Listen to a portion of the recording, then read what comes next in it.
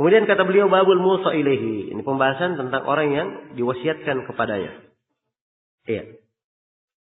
Kata beliau rahimahullah, tajuzul wasiyatu ila kulli muslimin akilin adlin min ad-dhukuri wal inath bima yajuzu lil musa fi'luhu min qada'i duyunihi wa tafriqi wasiyatihi wa nadri fi amri atfalihi. Iya. Kata beliau dan boleh berwasiat. Ini bab tentang penerima wasiat.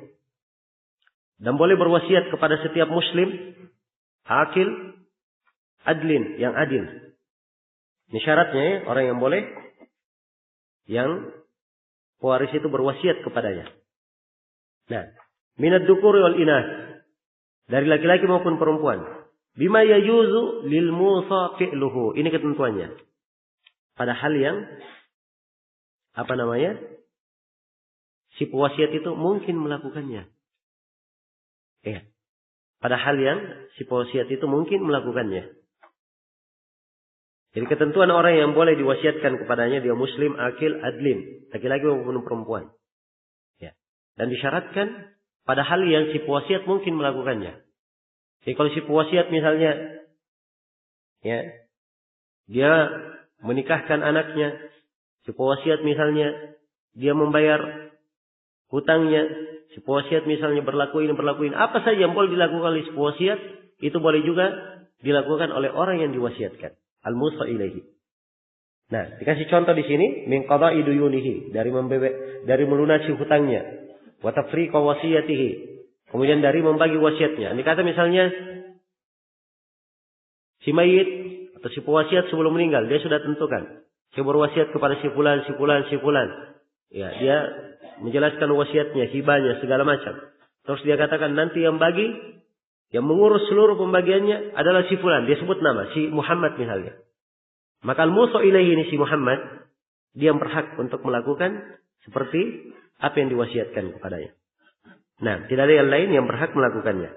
Kata beliau, wan nadri fi amri atfalihi. Demikian pula dia yang berhak melihat urusan anak-anaknya. Ya, karena dia yang diwasiatkan, anaknya mau belajar di mana, kemudian anaknya dididik anaknya siapa yang menikahkannya kalau sudah dewasa dan seterusnya. Ya.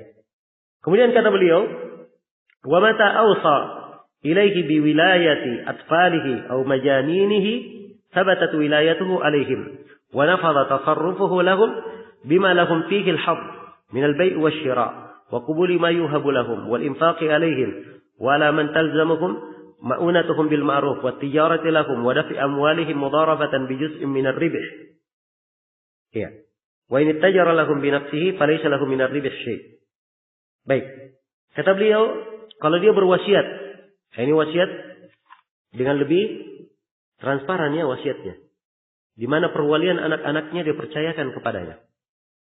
Jadi katakan anak-anakku perwaliannya saya serahkan kepada si Muhammad kalau saya meninggal. Atau dia katakan dia punya anak misalnya atau punya keluarga yang tidak waras. Dia katakan perwaliannya adalah kepada si Muhammad. Maka perwalian ini syah baginya. Bagi orang yang diwasiatkan ini. Ya. Maka dia yang paling berhak melihat apa yang cocok bagi anak-anaknya tersebut.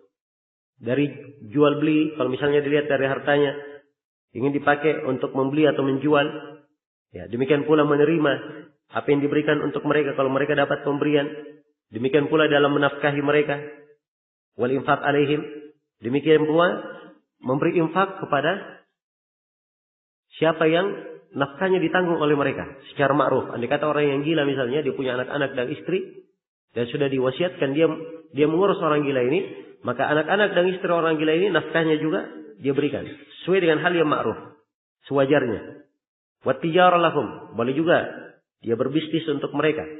Wa dafi amwalihim mudarabatan bi juz'in min ar-ribh.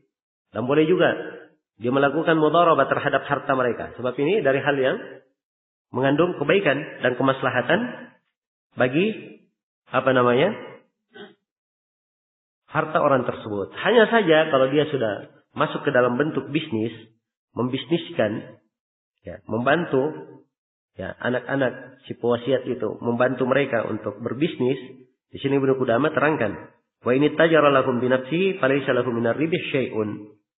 Ya, kalau dia misalnya memperniagakan untuk dirinya sendiri, ya, maka dia tidak dapat keuntungan sama sekali. Walahu ayyakula min malihim indal hajat bi qadari amalihi wala ghurma alaihi. Dan boleh dia makan dari harta anak itu ketika diperlukan saja. Sesuai dengan kadar amalannya. Wala ghurma alaihi, dan tidak ada denda terhadapnya. Wala ya'kulu illa idza kana ghaniyan. Wala ya'kulu idza kana ghaniyan. Dan ketika dia berkecukupan, tidak boleh dia makan ya dari harta orang-orang yang dititipkan kepadanya. Ya.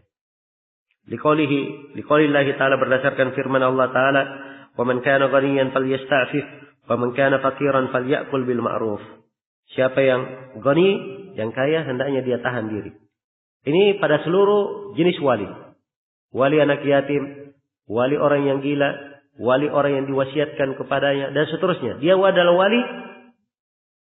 Asalnya kalau dia makan harta dari orang yang perwaliannya kepada dia makan dengan yang ma'ruf saja. Kalau dia miskin, tidak punya kemampuan, dia makan sesuai dengan kadar amalan yang dia lakukan. Kadar amalan yang dia lakukan saja.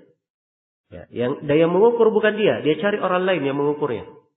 Agar supaya dia lepas dari apa? Dari tuhmah.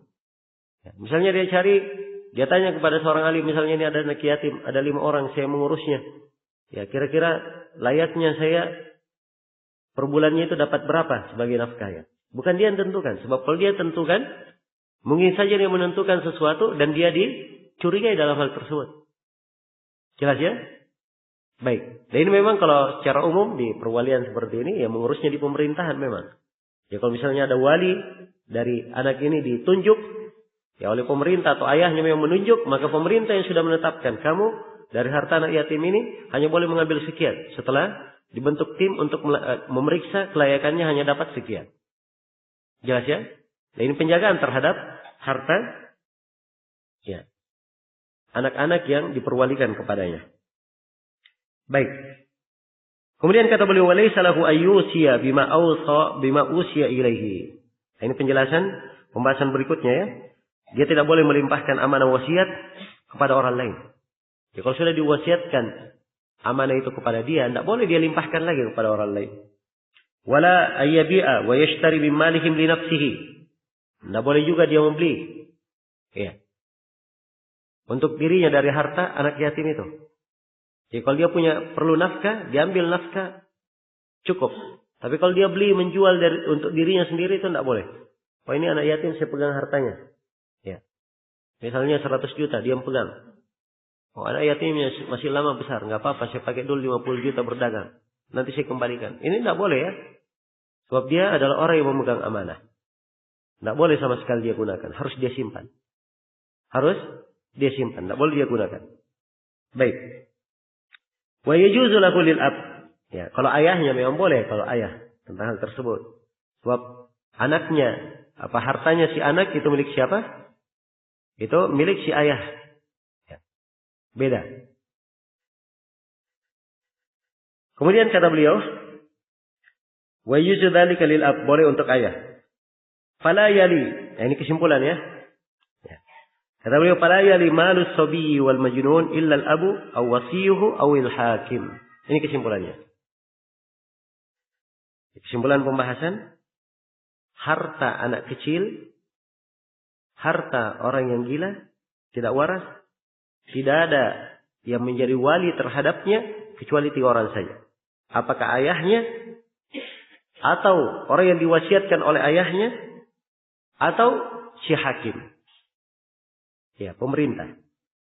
Sebab mereka inilah golongan yang berhak menjadi wali. Baik, selesai sudah ya. Kemudian setelah itu Ibnu Qudamah berpindah menjelaskan